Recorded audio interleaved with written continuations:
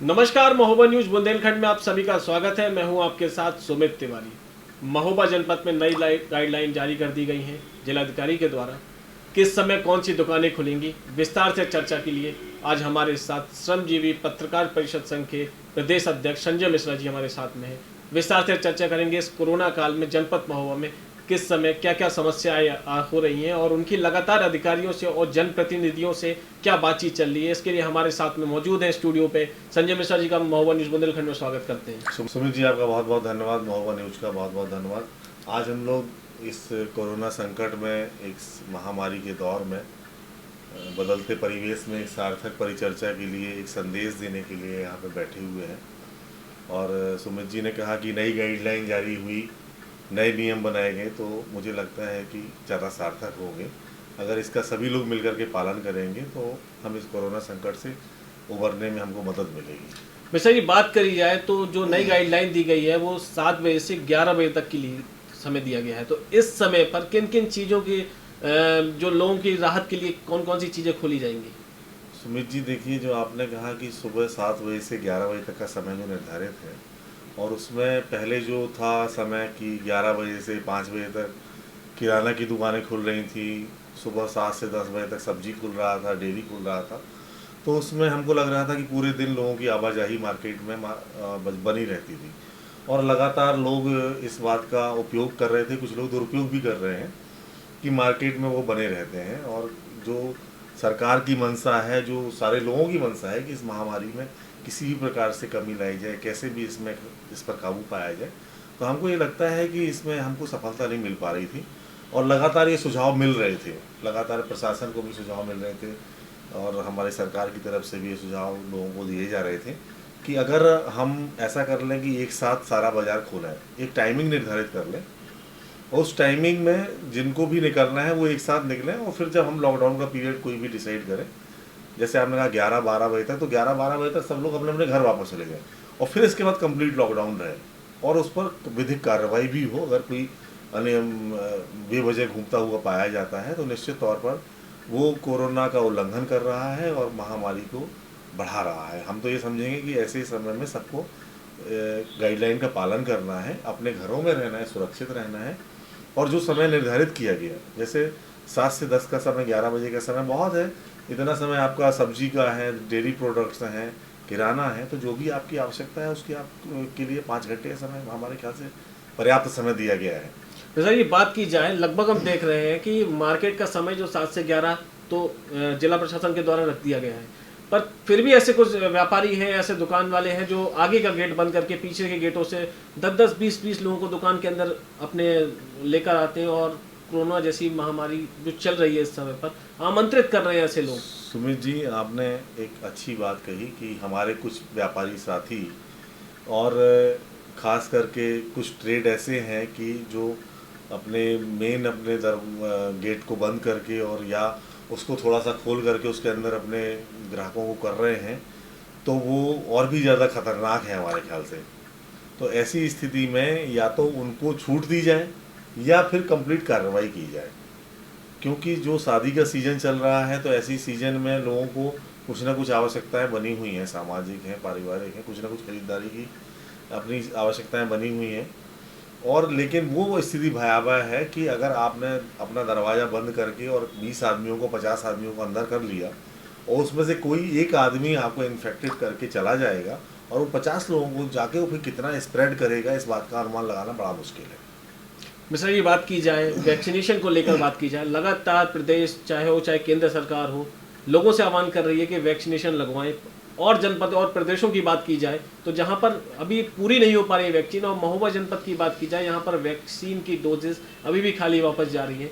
कई लोग ऐसे भी अभी तक देखे जा रहे हैं जिन्होंने अपना पहला डोज ले लिया है, सेकेंड डोज नहीं लिया है। तो ऐसे लोगों को अब शासन प्रशासन को किस तरीके से जागरूक करें ताकि लोग आके वैक्सीनेशन करवाएं? देखिए, लगातार प्रशासन, सरकार इस बात को जागरूक करने का प्रयास कर रही है कि लोग वैक्सीनेशन करवाएं, और वैक्सीन ही एकमात्र उपाय है कि इस कोरोना महामारी के संकट से हमको बचा सकती है।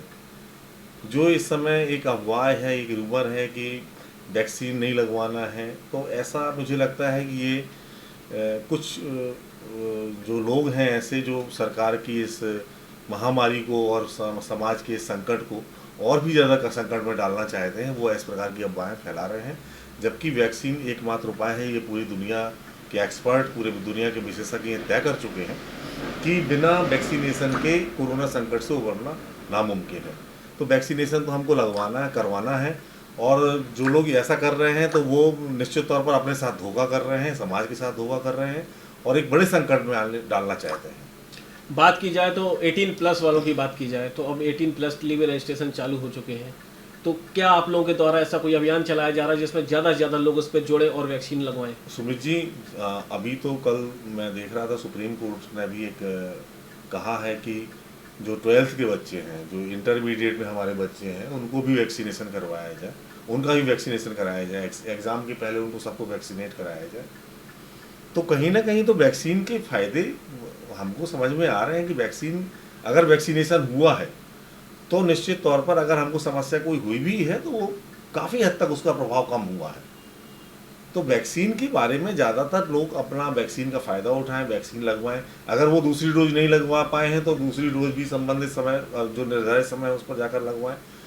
हम इस बात को दावे से कह सकते हैं कि वैक्सीनेशन अगर आपने करवाया है तो उसका फ़ायदा निश्चित तौर पर कोरोना से लड़ाई में मिलेगा। एक बात यहाँ फंस कर आती है, जहाँ ग्रामीण क्षेत्रों की बात की जाए, लगातार गाँव में ऐसा भय का माहौल बनाया जा रहा है कि इस वैक्सीन को लगवाने के बाद लोग मर रहे हैं।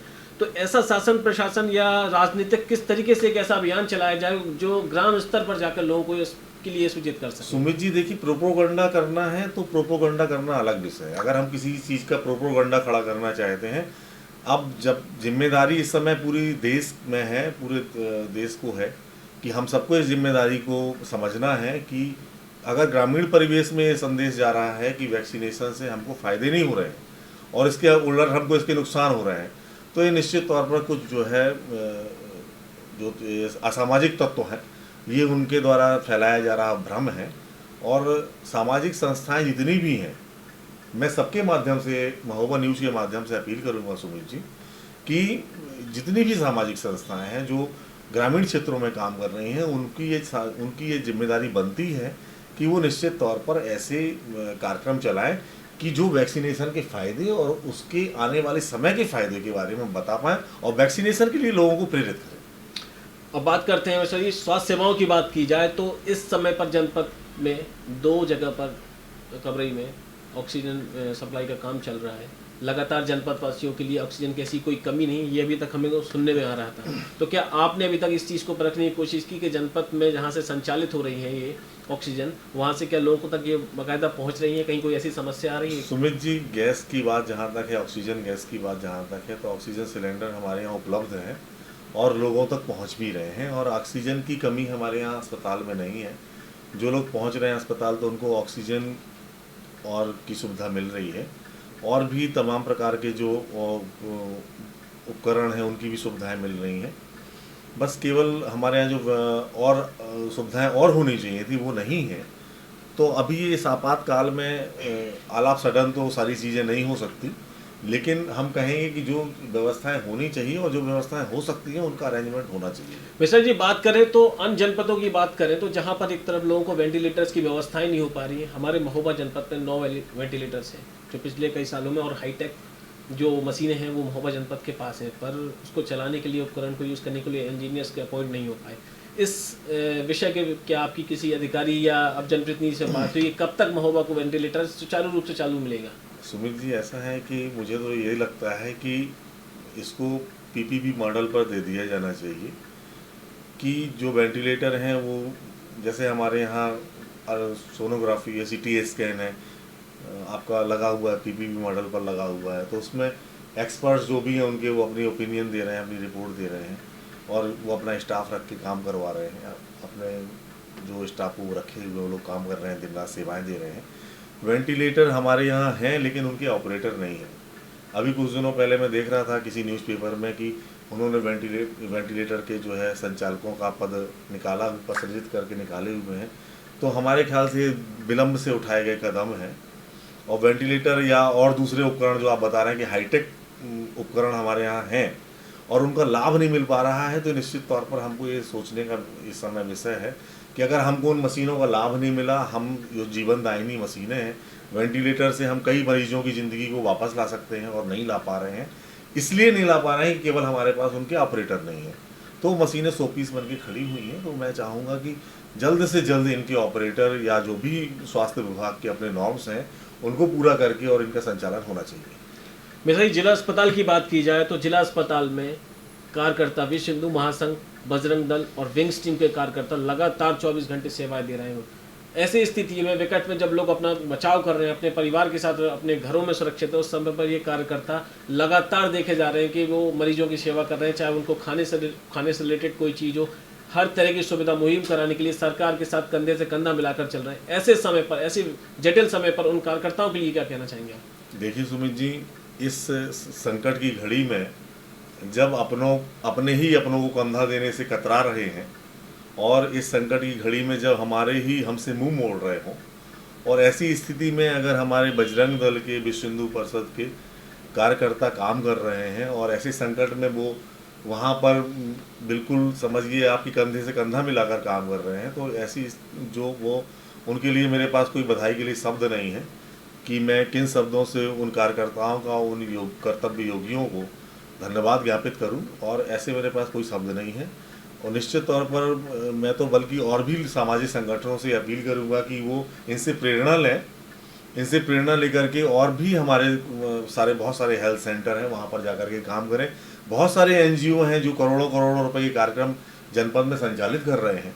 उनको इस संकट की घड़ी में आगे आकर के और प्रेरणा बनना चाहिए कि नहीं, इस संकट की घड़ी में, इस महामारी के दौर में, और हमने जो उनके कार्यक्रम है उन कार्यक्रमों के अलावा इस दौर में उनको आगे आकर के सहयोग करना चाहिए। मिश्रा, ये बात की जाए, परिवहन की बात की जाए, ट्रेनें अपने समय पर चल रही हैं, बसें अपने समय पर चल रही हैं। ऐसी स्थिति में रात को देखा जा रहा है कि अगर हम किसी ऑटो वाले को या रिक्शा वाले को रोकते हैं तो काफ़ी सारे ऐसे यात्री हैं जो अपना सामान अपने सरों पर रखकर रोडों में देखे जा रहे हैं। तो इनके लिए एक सुचारू रूप से क्या व्यवस्था बनानी चाहिए जिससे राह चलते लोग बाहर से आ रहे हैं उनको पैदल न चलना पड़े, उनको एक सुविधा मुहिम हो सके। मैंने जो हमारे जनपद के पुलिस अधीक्षक हैं उनसे ये समस्या रखी थी कि जो परिवहन में दिक्कतें हो रही हैं तो उसके लिए कुछ ना कुछ एक गाइडलाइन निर्धारित कर दे।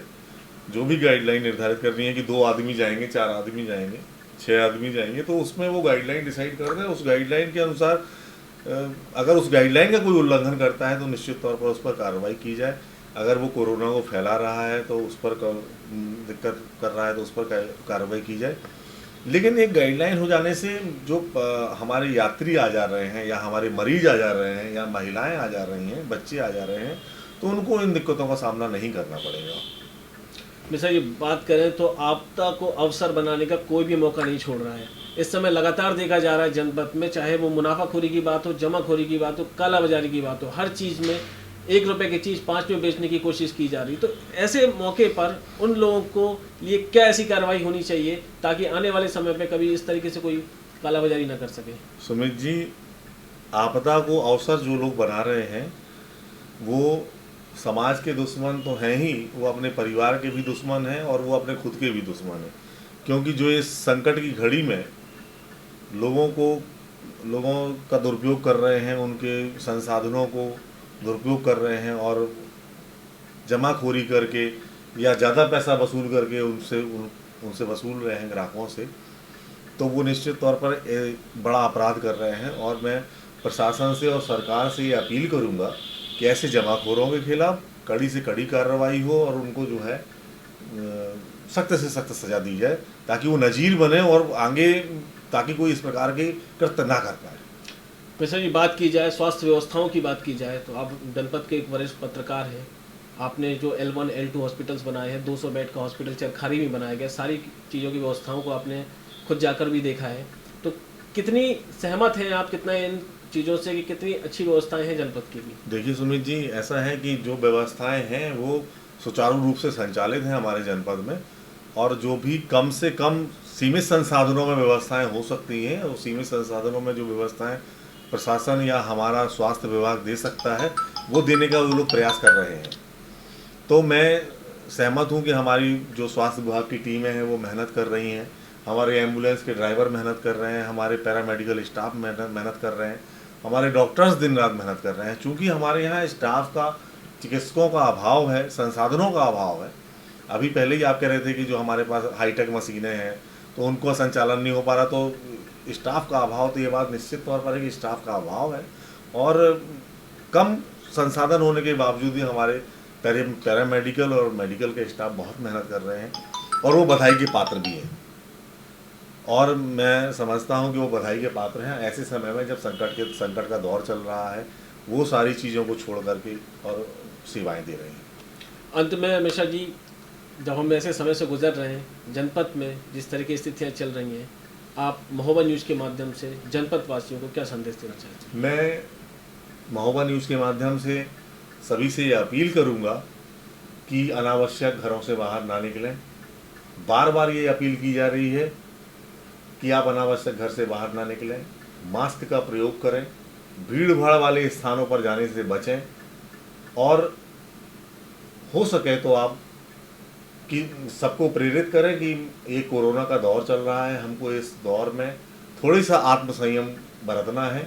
अगर हम थोड़ा सा आत्मसंयम बरतेंगे तो निश्चित तौर पर हम इस कोरोना महामारी को जल्दी से जल्दी काबू पाने में सफलता पा पाएंगे। धन्यवाद मिश्रा जी। Thank you. ये थे हमारे साथ संजय मिश्रा जी। लगातार सारी चीज़ों पर मैंने विस्तार से चर्चा की, और अंत में हम महोबा न्यूज़ टीम के माध्यम से आप सभी से यही कहना चाहते हैं कि आप सभी लोग अपने घर पर रहें, स्वस्थ रहें, अपने अपने परिवार का ख्याल रखें। जब कोई अनावश्यक काम ना हो तो बाहर ना निकले, जब कोई आवश्यकता काम हो तो एक टाइम टेबल के हिसाब से बाहर निकले, और सरकार आपकी सारे ज़रूरतों के लिए एक टाइम टेबल बना रही है। सारी चीज़ें आपको मुहैया कराई जाएंगी समय समय पर। जब तक के लिए अपने घर पर रहें, स्वच्छ रहें।